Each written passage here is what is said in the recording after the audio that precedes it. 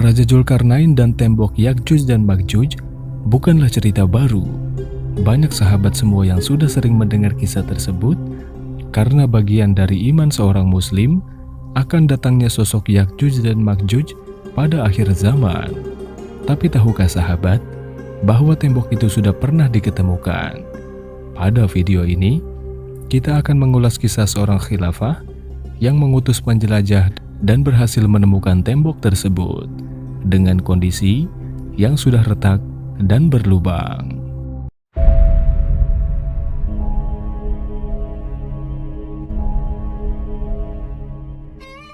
Assalamualaikum warahmatullahi wabarakatuh.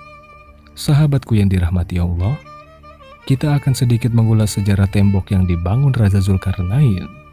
Menurut para ahli sejarah, tembok itu dibangun kira-kira 300 tahun sebelum Masehi, dan setelahnya pada tahun 800 Masehi ada seorang khilafah yang bermimpi akan tembok Ya'juj dan Ma'juj yang sudah dibangun Raja Zulkarnain.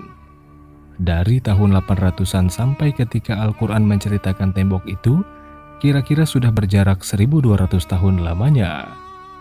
Jika kita mengutip buku 10 peristiwa besar menjelang hari kiamat kubro, ditulis oleh Niaga Swadaya, Ya'juj dan Ma'juj merupakan golongan perusak dan jumlahnya lebih banyak dibandingkan manusia. Ya'juj dan Ma'juj tidak akan bisa mati sebelum melahirkan anak, dan sekali melahirkan sedikitnya berjumlah 1000 anak. Semua kebutuhan makanan untuk manusia akan dihabiskan oleh Ya'juj dan Ma'juj, tidak lupa hewan, sampai air. Bahkan jika air Begawan Sehon dan Begawan Jihon, juga Telaga Tobaria, dalam waktu sehari bisa kering karena diminum oleh Ya'juj dan Ma'juj ini. Bisa kita bayangkan sahabat, sebanyak apa jumlah makhluk itu? Dan Allah menuliskan tentang kisah Ya'juj dan Ma'juj ini dalam surah Al-Kahfi ayat 83 dan 99. Pada video sebelumnya, selintas kita sudah membahas tentang tembok ini. Saat itu, para tetua suku meminta pertolongan kepada Raja Zulkarnain karena terancam oleh kehadiran suku terkejam dan terkuat sepanjang sejarah.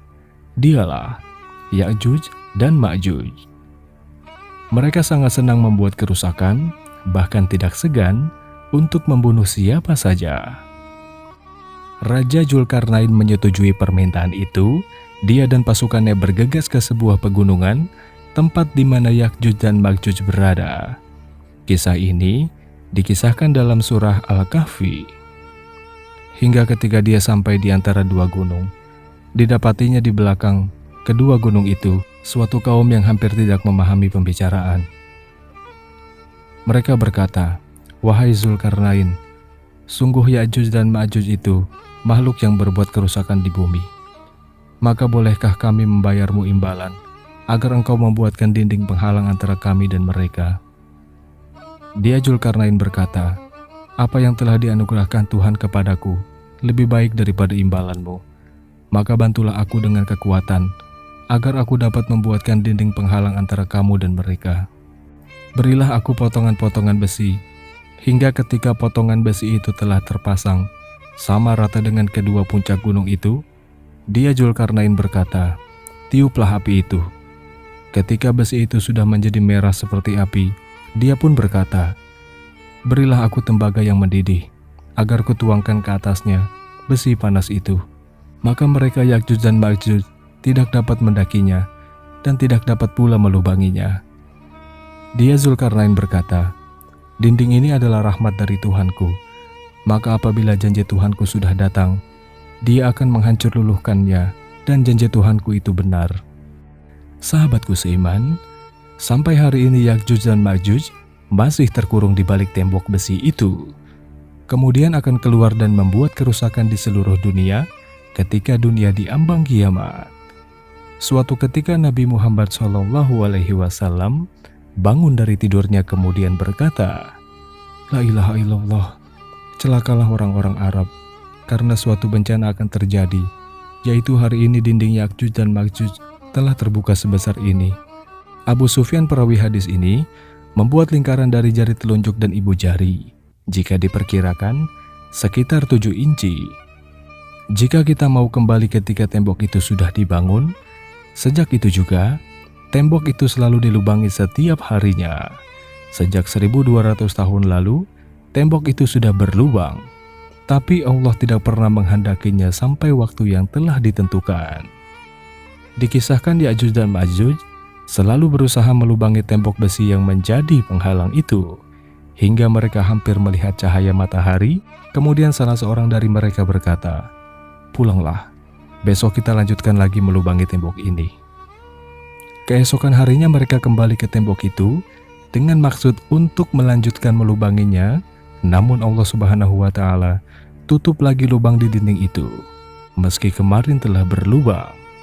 Hal ini akan terjadi setiap hari terus-menerus sampai kiamat tiba.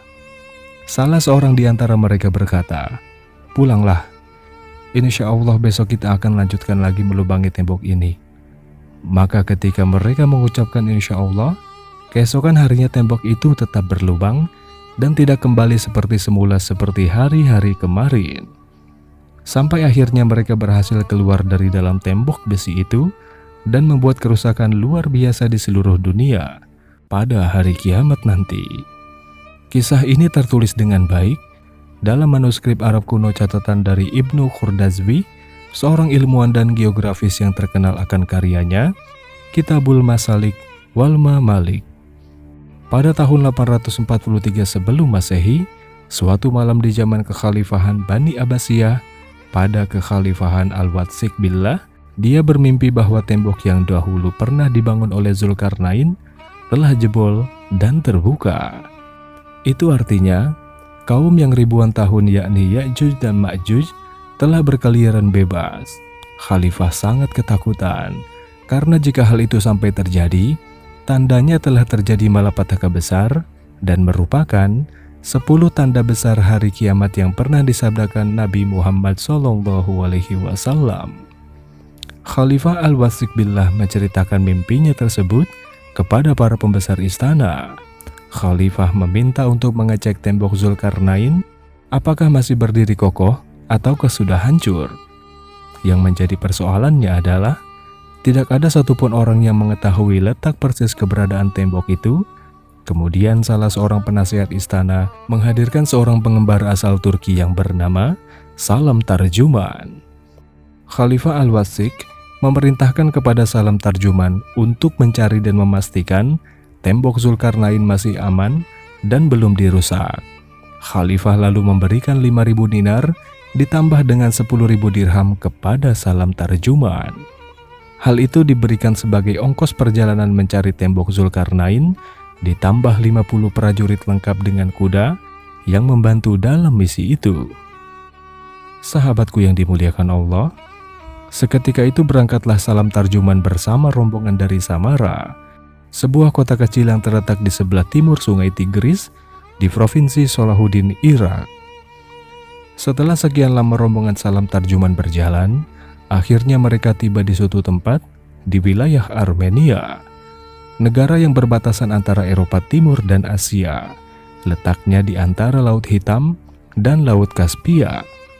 Di daerah itu Salam Tarjuman melihat sebuah daerah memiliki tanah berwarna hitam dan air laut yang berwarna kehitaman, disebabkan efek pantulan awan yang selalu mendung di tempat itu. Singkat cerita, Salam Tarjuman dan pasukan kerajaan singgah di sebuah kota tanpa penduduk. Kota itu terlihat layaknya kota hantu. Tidak ada sama sekali warga yang tinggal di sana. Mereka berpencar mencari keberadaan manusia hingga akhirnya bertemu dengan perkampungan yang tidak bisa berbahasa Arab atau bahasa lainnya. Sehingga Salam Tarjuman berbicara dengan menggunakan bahasa isyarat. Kemungkinan besar mereka adalah orang-orang Georgia yang bahasanya terisolir selama 5.000 tahun lamanya. Hal ini terdapat dalam Al-Quran Surah Al-Kahfi. Hingga apabila ia telah sampai ke tempat terbenamnya matahari, dia melihat matahari terbenam di dalam laut yang berlumpur hitam. Dan dia mendapati di situ segolongan umat berkata, "Hai Zulkarnain, kamu boleh menyiksa atau boleh berbuat kebaikan terhadap mereka." Hingga ketika dia sampai di antara dua gunung, didapatinya di belakang kedua gunung itu suatu kaum yang hampir tidak memahami pembicaraan. Setelah berdialog agak lama, akhirnya para penduduk itu membawa salam tarjuman dan rombongannya pergi ke suatu tempat. Mereka menunjukkan bahwasannya di situ memang ada sebuah gerbang atau sebuah dinding yang terbuat dari besi tembaga di sebuah ngarai yang bernama Ngarai Daryal. Jika kita melihat peta, Ngarai Daryal ini lokasinya berada di dekat Sungai Tere, Georgia. Jika kita merujuk ke Kamus Besar Bahasa Indonesia, ngarai adalah suatu lembah curam yang diapit tebing pegunungan. Realitanya, hanya ada satu jalan yang mengarah ke sana, berbentuk lorong yang dibuat oleh tentara Georgia dan diperbaiki kembali oleh Rusia pada tahun 1850. Sejak dahulu, lorong Daryal dikenal untuk tujuan menjelajah. Lorong ini juga dikenal dengan sebutan gerbang alam atau gerbang Kaukasia. Ada juga yang menyebutnya dengan gerbang Iberia. Menurut sejarawan Muslim Abul Kalam Azad, memang ada sebuah timbunan besar berupa tembok yang dibuat dari besi bercampur tembaga di pegunungan Kaukasus. Bendungan itu berupa dinding dan ada di kawasan yang cukup sempit di antara dua bukit Daryal. Kemungkinan bukit itu curam dan membentang memanjang dari Laut Hitam hingga Laut Kaswain. Dinding yang menghubungkan dua bukit tersebut juga menghubungkan antara dua laut, panjangnya 1200 km. Abul Kalam menyebutkan, kondisinya masih kokoh seperti mempunyai bentuk berlapis-lapis. Di daerah tersebut, ada suatu timbunan tinggi yang terbuat dari besi yang dicampur dengan tembaga.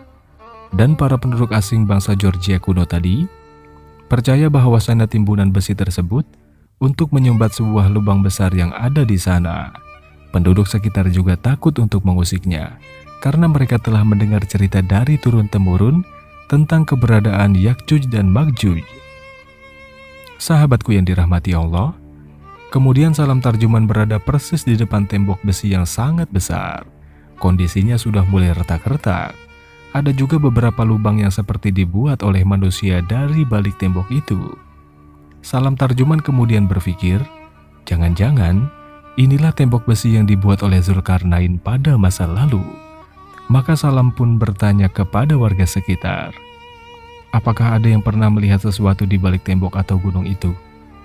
Orang-orang kampung ini berkata, iya, kami sering melihat. Kadang-kadang kami melihat di puncak gunung ada orang-orang berlarian. Tubuh orang-orang itu berukuran sangat kecil. Pernah suatu ketika sekelompok masyarakat di kampung itu suka menggedor-gedor tembok besi tersebut, dan terdengar suara manusia meraung keras dari balik tembok besi. Salam tarjuman menyimpulkan bahwa inilah Ya'juj dan Ma'juj. Setelah itu, Salam tarjuman mencongkel sebagian dinding besi tersebut, kemudian dibawa pulang ke istana untuk ditunjukkannya kepada Khalifah Al-Wasit Billah. Sahabatku yang dimuliakan Allah, setelah Salam tarjuman bertemu dengan Khalifah Al-Wasit, dia menyerahkan bukti potongan tembok besi. Kemudian Salam menceritakan bahwa tembok Zulkarnain masih berdiri kokoh, namun telah ada retakan-retakan dan beberapa lubang di sana.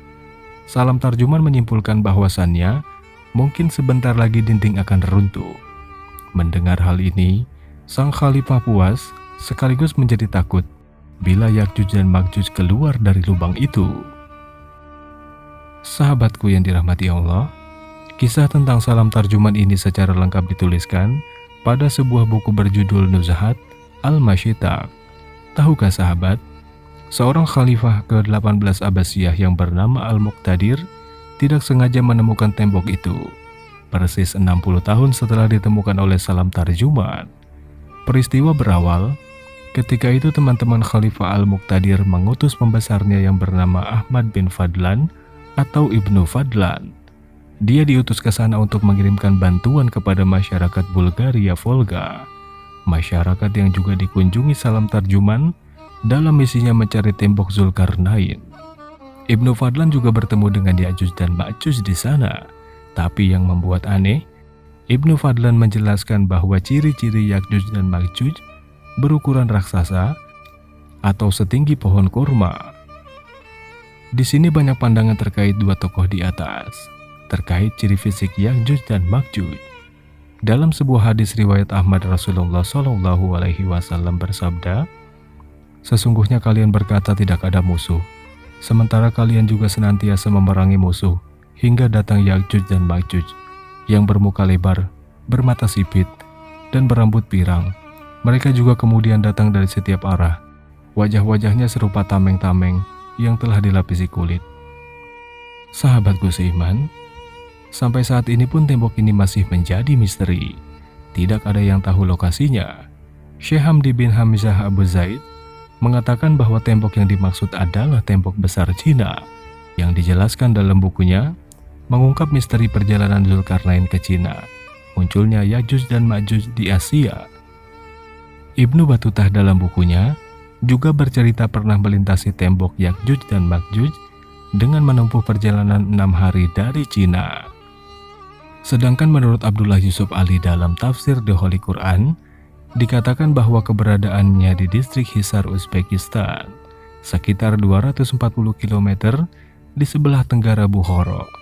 Ada celah sempit di antara gunung-gunung batu, letaknya di jalur utama antara Turkestan ke India. Wallahu a'lam bishawab.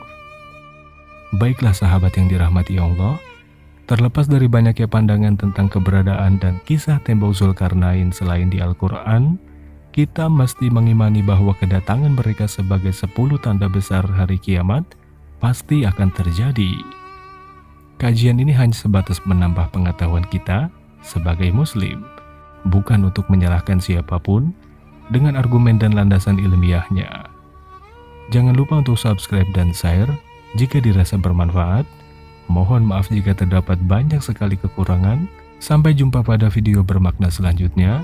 Saya akhiri. Assalamualaikum warahmatullahi wabarakatuh.